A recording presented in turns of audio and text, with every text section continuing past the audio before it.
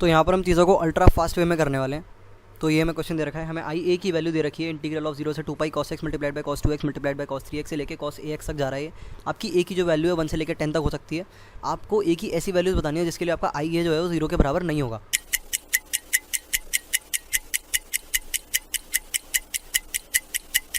अगर आपका आई ए 0 के बराबर नहीं है, आपको ऐसी वैल्यूज आनी, तो यहाँ से हमें पता चलता है कि बहुत सारी पॉसिबल वैल्यूज़ के लिए आई ए जो है आपका 0 के बराबर होगा। एक बार हम आई वन चेक करते हैं। तो आई वन जब हम चेक करेंगे तो आई वन की वैल्यू होगी हमारी 0 से 2 पाई इंटीग्रेशन cos x, जो कि हमारा 0 के बराबर होता है।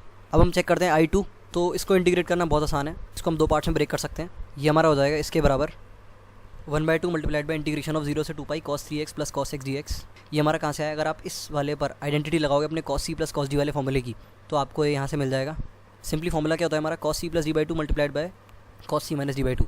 तो इसको हम इंडिविजुअली जो इंटीग्रेट कर सकते हैं, 1/2 को हम बाहर रखते हैं और एक एक जगह पे इंटीग्रेट करके अपने साइन को भेज देते हैं। तो ये हमारा जाएगा 0 से 2 पाई cos 3x का इंटीग्रेशन, और इधर आ जाएगा हमारा इंटीग्रेशन ऑफ cos x 0 से लेके 2 पाई। अगर आप ध्यान से देखोगे कि दोनों के दोनों जो हैं आपके 0 के बराबर हो जाएंगे, तो ये भी आपका 0 के बराबर होता है और ये भी आपका 0 के बराबर होता है। तो यहाँ से मुझे लगेगा कि i1 भी हमारा 0 के बराबर है और i2 भी हमारा 0 के बराबर है। एक बार i3 भी चेक कर लेते हैं साथ साथ फिर। तो i3 हमारा दिखने में i2 के जैसा ही होगा, बस साथ में एक और टर्म ऐड हो जाएगा, दैट इज cos 3x। तो ये हमारा दिखने में ऐसा होगा। अब यहाँ पर हम क्या करने वाले हैं, जिस तरह से हमने इन दोनों को ब्रेक किया है, हम सेम चीज़ यहाँ पर करने वाले हैं। हम cos x और cos 2x को ब्रेक कर लेंगे इस तरह से। तो हमारा हो जाएगा 1/2 multiplied cos 3x plus cos x, और साथ में हमारा एक बार cos 3x बैठा होगा, इसको मैंने लिया, और साथ में इंटीग्रेशन dx लगाना ना भूलें।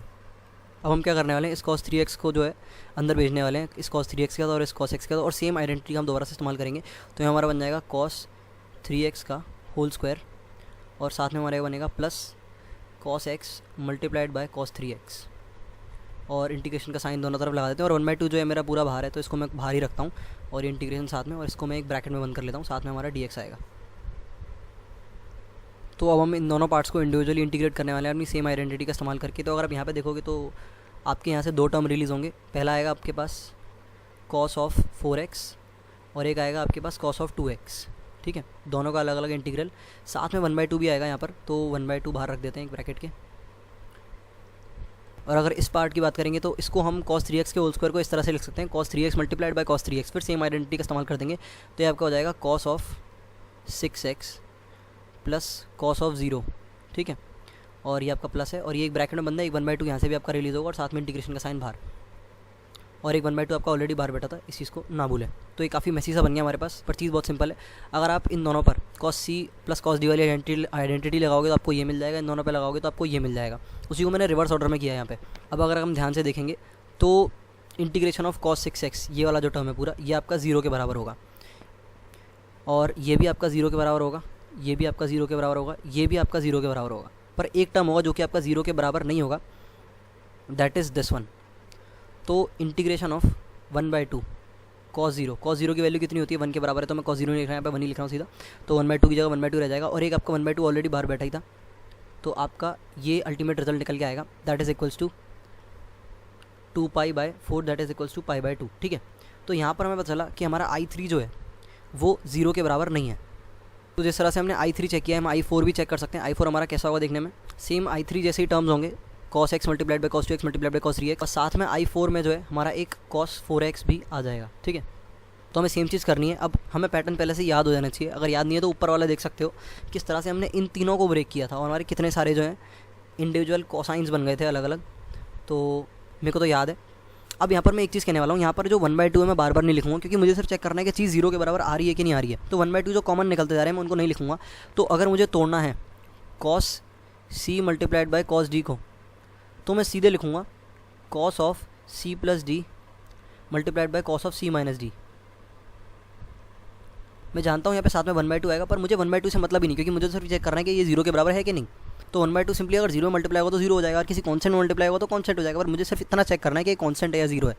तो 1/2 यहाँ पे हो या ना हो इस बात से कोई मतलब नहीं है, तो मैं सीधे 1/2 के बिना ही चीज़ों को लिखूँगा। तो मैं इस रिजल्ट का यूज़ करूँगा यहाँ पे। ठीक है, तो यहाँ पर आप देख सकते हो कि i3 आपके कितने कोसाइंस में ब्रेक हुआ था। एक cos 6x आया था, एक cos 0x निकल के आया था, दैट इज़ cos 0 इटसेल्फ, और एक आपका निकल के आया था cos 4x, एक cos 2x। तो यहाँ पर मैं इतने पार्ट को इस तरह से ब्रेक कर ले रहा हूँ, 6x 0 4x और 2x। तो ये आपका हो जाएगा cos of 6x plus cos of 2x plus cos of 4x, और साथ में आएगा आपका एक 1। अब इस पूरे में आपको मल्टीप्लाई करना है cos 4x का, ठीक है, और फिर उसको आपको इंटीग्रेट करना है। 1/2 नहीं लिखा है, ध्यान रखना, क्योंकि इंटीग्रेशन में 1/2 से फ़र्क नहीं पड़ेगा, बस वो वैसे भी बाहर हो जाएगा, है ना, कॉन्स्टेंट इंटीग्रल से बाहर हो जाते हैं। अगर आपको कहीं भी कंफ्यूज हो रहा है तो मैं चाहूँगा कि आप समराइज फॉर्म वाली बड़ी वाली जो वीडियो है, जो इसको ही मैंने इलेबोरेटेड में बताया, जिससे आप कंफर्ट रहेंगे थोड़ा, और उसमें मैंने थोड़ी और एक्स्ट्रा बातें भी करी हैं सवाल के एक्सट्रैक्ट से रिलेटेड। आगे बढ़ते हैं। तो जब मैं ऐसा करूँगा तो अब मैं पूरी तरह से इस चीज़ को सॉल्व नहीं करूँगा, मैनुअली बताऊँगा, क्योंकि हमने काफ़ी प्रैक्टिस कर ली है। ये cos 4x जब इस cos 6x के साथ जाएगा तो 4 और 6 ये आपके दो पेयर बनाएंगे, दैट इज़ एक cos 10x बनाएगा और ये आपका एक बनाएगा cos 2x। तो cos 10x का इंटीग्रेशन भी 0, cos 2x का इंटीग्रेशन भी 0। अगर मैं इसकी बात करूँगा, ये cos 4x जो है जब cos 2x के साथ जाएगा तो ये आपकी दो चीज़ें बनाएगा, एक ये बनाएगा आपका cos 6x और एक ये बनाएगा आपका cos 2x, that is 4x - 2x, ठीक है। तो ये दो चीज़ें आपकी ये बनाएगा और दोनों का ही इंटीग्रेशन जो है आपका 0 के बराबर होगा। यहाँ से एक आपको रिजल्ट दिख रहा होगा जो कि आपको बार बार यूज़ करना पड़ रहा है, that is cos of kx जो है इसका इंटीग्रेशन 0 से लेकर 2π आपका हमेशा 0 के बराबर आ रहा है। k जो है आपका इंटीजर होना चाहिए -0, बस 0 नहीं होना चाहिए k, ठीक है। बाकी कोई भी इंटीजर होगा तो हमारा cos kx का इंटीग्रेशन 0 से 2π में हमेशा 0 के बराबर आएगा। एक ग्राफ से चेक कर लो, इंटीग्रेशन चेक कर लो। तो यहाँ पर हमने देखा इन दोनों के साथ जाएगा तो 0 बनाएगा। अब ये cos 4x जो है आपका जब इस cos 4x के साथ जाके जुड़ेगा तो ये आपका क्या बनाएगा, cos ऑफ 4x का होल स्क्वायर।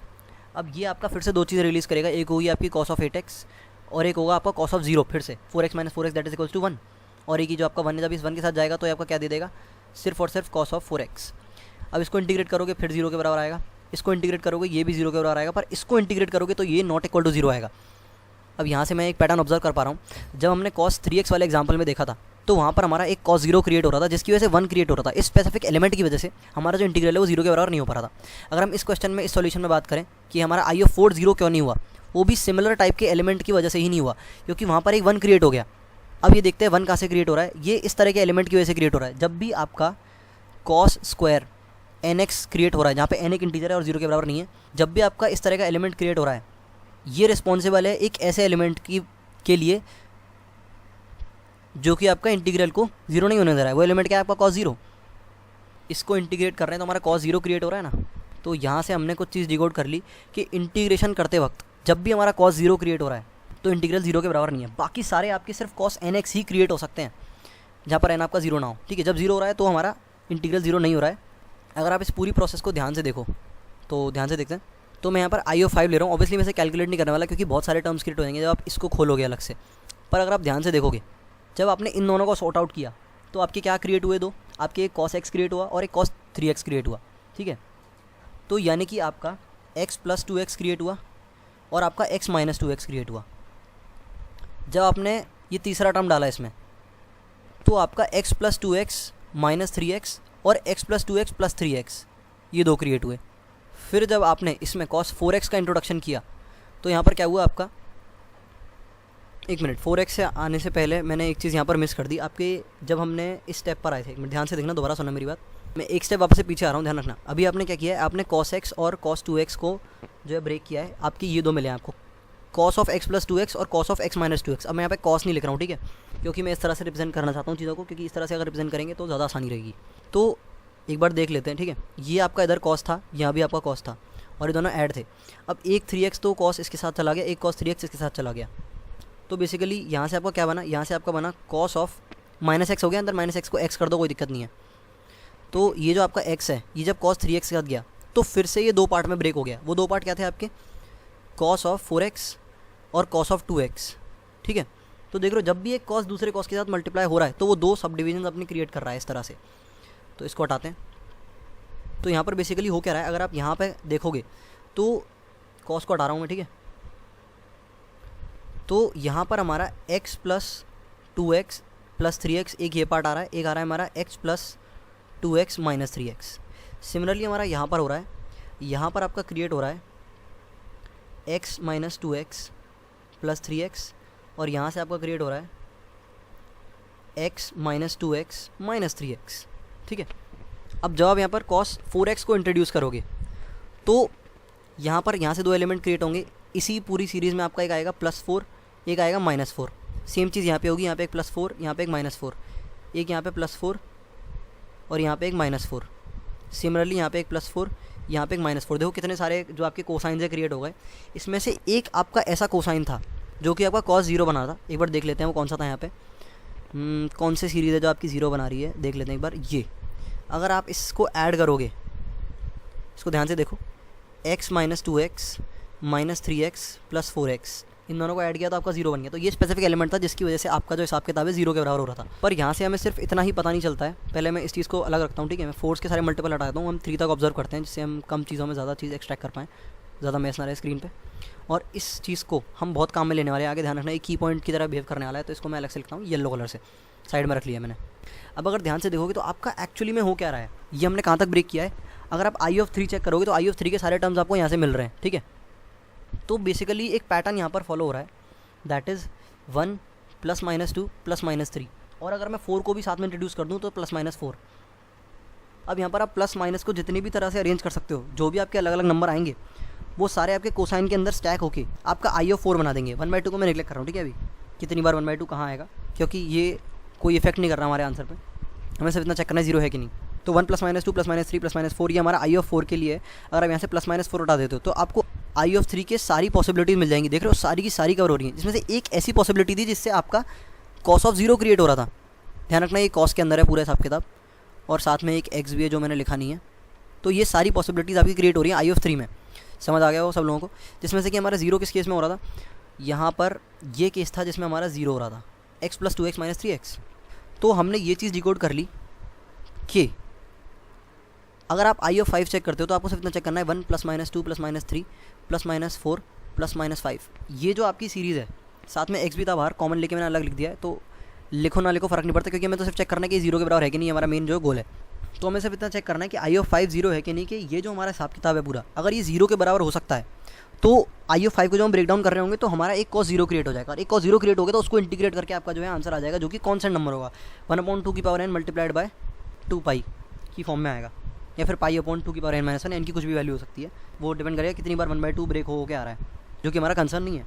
तो अगर ये सीरीज़ आपकी 0 हो सकती होगी तो आपका कॉस 0 क्रिएट होगा, कॉस 0 क्रिएट होगा तो आपका आई ऑफ 5 नॉट इक्वल टू 0 होगा। अब हम चेक करने वाले हैं कि ये सीरीज़ जो है हमारी 0 के बराबर है या नहीं।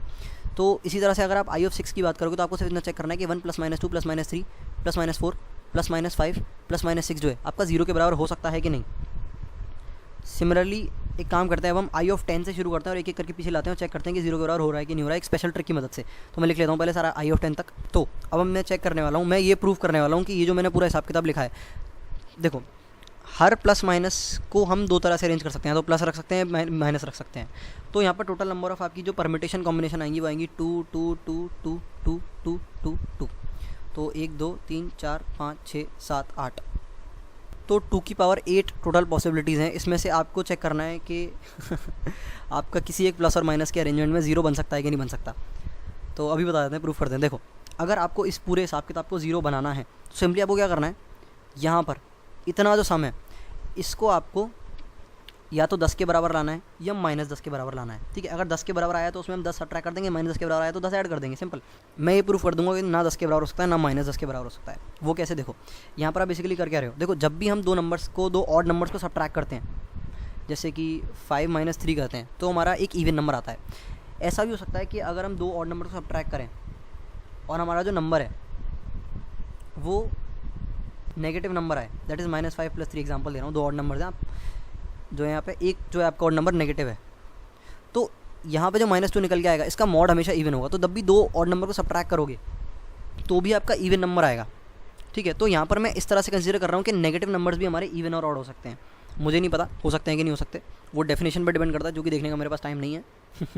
तो अगर हम दो ऑड नंबर को सब्ट्रैक्ट करें तो भी हमारा इवन नंबर मिल रहा है, ये अपनी डेफिनेशन में बोल रहे हैं। और दो ऑड नंबर्स को ऐड कर रहे हैं, अगर रिजल्ट नेगेटिव आ रहा है तो वो इवन ही होगा। तो यहाँ पर हम कंसिडर कर रहे हैं कि नेगेटिव नंबर्स भी इवन हो सकते हैं।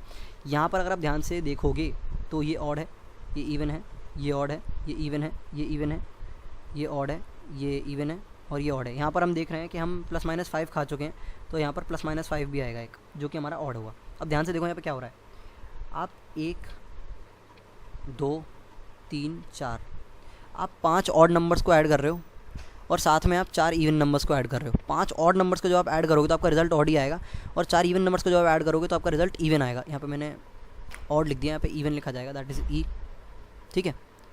तो अगर आप किसी ऑड और इवन को ऐड कर रहे हो तो ये आपका रिजल्ट जो है हमेशा ऑड ही आएगा।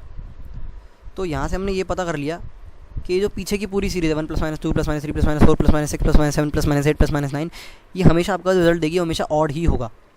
तो ये रिजल्ट ऑड होगा, तो वो कभी 10 के बराबर नहीं हो सकता, क्योंकि 10 एक इवन नंबर है। तो ये जो पूरा सम है ये कभी भी जो है 0 के बराबर नहीं हो सकता। तो हमने यहाँ पे प्रूफ कर दिया कि आई ऑफ 10 जो है आपका cos 0 प्रोड्यूस नहीं करेगा, cos 0 प्रोड्यूस नहीं करेगा, तो मतलब वो 0 के बराबर होगा, क्योंकि उसमें सारे जितने भी आपके नंबर्स क्रिएट होंगे, कोसाइंस क्रिएट होंगे, वो सारे cos nx की फॉर्म के होंगे, जहाँ पे n आपका इंटीजर होगा, 0 के बराबर नहीं होगा। अब हम 9 के लिए भी सेम चीज़ करने वाले हैं, एक ऑड नंबर, एक ऑड नंबर और एक और नंबर, एक और नंबर। तो 4 ऑड नंबर ऐड कर रहे हो, बाकी सारे इवन ऐड कर रहे हो, तो रिजल्ट आपका हमेशा यहाँ पर इवन ही आएगा। और अगर आपको इस पूरे को 0 के बराबर करना है तो आपको इतना जो सम है वो ऑड के बराबर लाना पड़ेगा, जो कि पॉसिबल नहीं है, क्योंकि ये तो हमेशा इवन दे रहा है। तो ये कभी भी आपका 0 के बराबर नहीं हो पाएगा। तो इस चीज़ को भी हम डिस्कार्ड करते हैं। तो हमने यहाँ से ये प्रूव कर दिया कि आपका आई ऑफ 9 जो है वो cos 0 प्रोड्यूस नहीं कर पाएगा। इसका मतलब वो हमारा आंसर नहीं हो सकता, क्योंकि वो प्रोड्यूस सिर्फ cos nx ही करेगा, जिसमें n जो है आपका 0 के बराबर नहीं होगा। तो हमने चेक कर दिया कि आई ऑफ 9 भी डिस्कार्ड हो गया। आई ऑफ 8 चेक करते हैं। तो यहाँ पर आप देख रहे हो odd odd odd odd, 4 odd number, बाकी सारे इवन ऐड कर रहे हो आप। तो यहाँ पर पॉसिबिलिटी है, क्योंकि पीछे का रिजल्ट जो है वो इवन दे रहा है, तो कोई इवन नंबर +-8 जो है ये आपका 0 के बराबर आ सकता है। नॉट श्योर बट आ सकता है। तो 8 हमारा एक सस्पेक्ट हो जाएगा, तो 8 को अलग रख रहा हूँ मैं। इसी तरह से हम 7 के बारे में बात करते हैं, 8 को मैं अलग रख लिया है और यहाँ से हटाते हैं। आई ऑफ 8 जो है हमारा एक सस्पेक्ट है। यहाँ से 7 की बात करोगे तो आपका हो रहा है ऑड ऑड और ऑड, 3 ऑड नंबर और बाकी सारे इवन नंबर्स को अगर आप ऐड करते हो तो आपका ये ऑड नंबर ही क्रिएट होगा। तो एक ऑड नंबर +-7 पॉसिबिलिटी है, बिल्कुल है, कि आपका 0 के बराबर हो जाए। तो 7 भी हमारा एक सस्पेक्ट हो गया। 6 की बात करते हैं। तो यहाँ पे मैंने तो देख लिया है कि 6 नहीं हो सकता, वैसे तो मुझे याद ही है। यहाँ पर अगर देखोगे आपका odd odd odd, 3 odd number और बाकी सारे इवन नंबर अगर आप ऐड करते हो तो आपका एक ऑड नंबर निकल के आएगा। 3 ऑड ऐड करोगे तो ऑड ही आएगा ना। तो ऑड +-6 आपका कभी भी 0 के बराबर नहीं हो सकता किसी भी पॉसिबल ऑड नंबर के लिए, क्योंकि 6 एक इवन नंबर है। तो आई ऑफ 6 हमारा डिस्कार्ड हो गया। और 4 तो हमने निकाल ही लिया है, 3 भी हमने निकाल ही लिया है। ये हमारे आंसर हैं। 5 के लिए अगर आप चेक करोगे, 5 मैंने 3 के और बीच में डाल दिया, यहाँ पर आना चाहिए 5। +-5 के लिए अगर आप चेक करोगे तो आपका आएगा ऑड ऑड और बाकी सारे इवन इवन। तो एक odd plus even plus odd plus even करते हो तो आपका एक इवन रिजल्ट आएगा, और इवन +-5 आपका 0 कभी नहीं दे सकता, क्योंकि 5 इज़ ऑड नंबर। सिंपल, ठीक है। तो स्ट्रैटेजी का जब मैंने यूज़ किया तो मेरे पास जो है आंसर निकल के आ गया। सॉरी, आंसर नहीं, पैटर्न निकल के आ गया। तो यहाँ पर हमारे पास 2 सस्पेक्ट हैं, दैट इज 7 और 8, बाकी सब हमने प्रूव कर दिए हैं। और 3 और 4 जो है हमारे क्वालिफाइड आंसर्स हैं। 3 और 4 हमारे आंसर हैं। अगर आप ध्यान दोगे कि आपका जो 4 है वो कैसे क्रिएट हो रहा था, 1 मिनट, 3 की बात कर रहा हूँ पहले। आपका आई ऑफ 3 जो है वो 0 कैसे हुआ, तो इस पैटर्न की वजह से जो आई ऑफ 3 आपका 0 हुआ, दैट इज़ 1 + 2 - 3। और आपका आई ऑफ 4 जो है वो 0 किस पैटर्न की वजह से हुआ, ये लिंक कर देता हूँ मैं यहाँ से, 1 मिनट, अच्छे से लिखते हैं। आई ऑफ 3 जो है 0 हमारा इस पैटर्न की वजह से हुआ, 1 + 2 - 3, ठीक है। ये इस तरह से एक cos x एक cos 2x के साथ जुड़ा और फिर वो cos 3x के साथ सब्ट्रैक्ट हुआ, ठीक है। चीज़ें इस तरह से चल रही हैं। बात करते हैं आई ऑफ 4 हमारा 0 किस पैटर्न की वजह से हुआ था। यहाँ पे ये हमारा 1 - 2 - 3 + 4 की वजह से जो है 0 के बराबर हुआ था। तो एक cos x जो है cos 2x में से घटा, फिर cos 3x में से घटा और फिर cos 4x में जाके जुड़ गया, ठीक है। क्योंकि बार बार प्लस माइनस के दोनों अलग अलग पॉसिबिलिटीज़ क्रिएट हो रही हैं, आपको समझ आ गया हो अभी तक। तो यहाँ से एक पैटर्न हम डिकोड कर सकते हैं कि ये जो है सवाल का एसेंशियल पार्ट है। अगर आप किन्हीं भी 4 कंसेक्यूटिव नंबर्स को इस पैटर्न, इस साइन के अरेंजमेंट में ऐड करोगे तो आपको एक बड़ी अच्छी चीज़ देखने को मिलेगी, that is n - n + 1 - n + 2 + n + 3। ये आपका हमेशा 0 के बराबर होता है, independent of what n is. अगर आप यहाँ पर चेक करोगे n + n + 1 - n + 2, ये आपका 0 के बराबर हमेशा नहीं होगा, कुछ स्पेसिफिक वैल्यू ऑफ n के लिए ही होगा सिर्फ, ठीक है। वो भी सिर्फ एक ही वैल्यू, दैट इज़ n = 1। पर ये बड़ी कमाल की बात है कि हर 4 कंसेक्यूटिव नंबर्स को अगर मैं इस पैटर्न में ऐड करता हूँ तो हमेशा मेरे को रिजल्ट जो है 0 आ रहा है। इसका हमें कोई ज़रूरत नहीं है, ठीक है। तो इसका हम कैसे फ़ायदा उठाने वाले हैं, देखो ये हमारे 4 कंसेक्यूटिव नंबर थे, इनको हमने इस तरह से ऐड किया, पहला पॉजिटिव, दूसरा नेगेटिव, तीसरा नेगेटिव, चौथा पॉजिटिव। तो अगर मैं सेम इसके आगे के 4 नंबर भी इस पैटर्न में ऐड करूँगा तो वो भी 0 ही देंगे, दैट इज़ 5 - 6 - 7 + 8। ओ भाई, यानी कि आई ऑफ 8 में एक ऐसी पॉसिबिलिटी एग्जिस्ट करेगी जो आपका cos 0 क्रिएट कर देगी। सही है, काम हो गया। यानी कि 8 भी हमारा एक क्वालिफाइड आंसर बन चुका है। तो 8 को हम रेड कलर दे देते हैं, भाई तू भी अंदर आ जा। 7 फंस गया। 7 भी हमारा आंसर होगा, कैसे, क्योंकि हम जानते हैं कि हमारा 3 आंसर है, ठीक है। आई ऑफ 3 हमारा आंसर है 1 + 2 - 3 से। अब 3 के आगे के जो 4 नंबर होंगे, 3 + 4 हमारा 7 होता है। तो आगे के 4 नंबर 4 -5 -6 + 7, इसको मैंने उसी पैटर्न में ऐड किया है जो हमारा 4 कंसेक्यूटिव नंबर्स का हमने रिजल्ट निकाला था, ठीक है। पहला पॉजिटिव, दूसरा नेगेटिव, तीसरा नेगेटिव, फिर चौथा पॉजिटिव। इस पैटर्न में जब इसे ऐड करोगे तो फिर ये 0 देगा, और I(3) आपका ऑलरेडी 0 था ही, तो I(3) 0 है तो I(3 + 7 भी, सॉरी I(3) 0 है तो I(3 + 4 भी 0 होगा, और I(3 + 4 + 4 भी 0 होगा, I(3 + 4 + 4 भी आपका, एक मिनट 0 नहीं होगा, उल्टा बोल गया मैं, क्योंकि उसमें आपका 0 क्रिएट हो रहा होगा, cos 0 क्रिएट हो रहा होगा, cos 0 1 के बराबर, जो कि इंटीग्रल को आपको 0 नहीं होने देगा। तो यहाँ से जो है हमारा 7 भी जो है क्वालिफाइड आंसर हो चुका है। तो ये हमारे 4 आंसर आ गए, क्योंकि हमें सिर्फ 10 तक ही चेक करना था, आगे नहीं जाएंगे इसलिए हम, पर हम ये चीज़ प्रूव कर चुके हैं कि हमारा I(3) I(4) 0 के बराबर नहीं है, और I(3) + 4n और I(4 + 4n, या फिर सिर्फ I(4n) ही बोल लो, ये हमारे नॉट इक्वल टू 0 है, ठीक है, नॉट इक्वल टू 0, क्योंकि यहाँ पर आपका जो परमिटेशन है हमारी 1 + -2 + -3 वाली जो परमिटेशन है, ये आपकी 0 रिजल्ट दे रही हैं। 0 रिजल्ट मतलब cos 0 क्रिएट करें, cos 0 मतलब इंटीग्रल 0 नहीं। बाकी बड़े नंबर्स के लिए नहीं बोल सकते, वैसे भी सवाल ने 10 तक ही पूछा है, क्योंकि यहाँ पर हमने 1 से लेके 10 तक इवन ऑड बार बार चेक किया है ना, तो अब मान लो 1000 दे दे, तो 1000 से लेके 1 तक 1000 बार चेक थोड़ी करोगे कि इसमें इवन ऑड की पॉसिबिलिटी है, तो उसका भी एक पैटर्न डिकोड कर सकते हो, तो एक बहुत बेहतर सवाल बन जाएगा। तो मैं इस सवाल को बेटर बना सकता था, पर ठीक है, बेटर सवाल मैंने कुछ और भी बना रखे हैं जो कि मैं बाद में इंट्रोड्यूस करूँगा, तो उनका मजा हम तभी लेंगे। तो उम्मीद करता हूँ ये सवाल आपको समझ आ गया, लगभग आधे टाइम मैंने एक्सप्लेन कर दिया, जो मैंने बड़ी एक्सप्लेनेशन दी है। That's it now in this video, good luck, आगे लगाओ।